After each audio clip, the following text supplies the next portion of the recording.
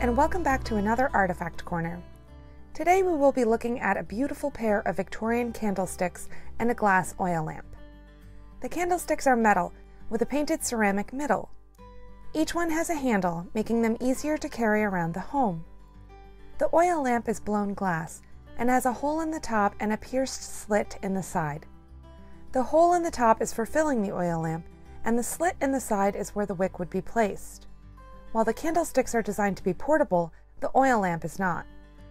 These are just a couple of pieces that we have in our collections that were designed to light the home. When the home was built in 1797, they obviously did not have electricity, and lighting was essential for everyday life.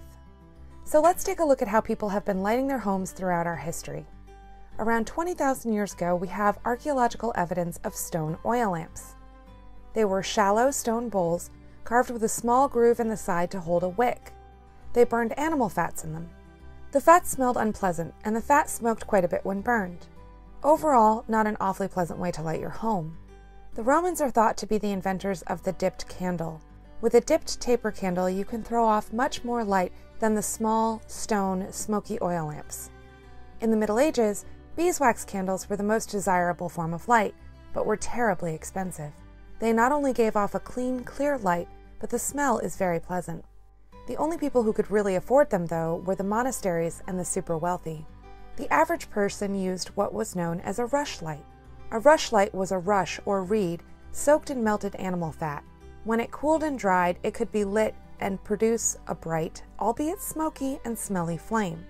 The rushlights also burned far faster than a beeswax candle, but they were cheap to make and therefore commonly used. In 1780, French chemist Ami Argand invented a new type of oil lamp that could produce as much as 10 candles worth of light.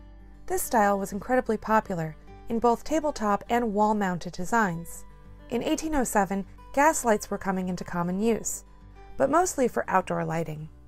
It wasn't until the 1840s that some wealthy homes had gas lights installed. Gas lighting was novel, and as it turns out, incredibly dangerous. The gas lights emitted carbon monoxide, which is both odorless and colorless and therefore incredibly hard to detect. In 1882, Thomas Edison helped to form the Edison Electric Illuminating Company. This helped the wealthy of Manhattan have safer lighting options. It was slow to take off though, and by 1925 only half of Americans had electricity in their homes. The other half still lighting the dark nights with lamps, candles, or gas lights.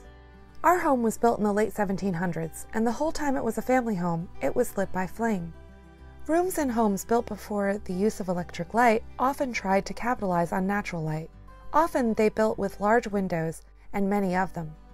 They also relied on fire for heat, and fireplaces were another source of light in the evenings, so a centrally placed hearth also helped to brighten a room.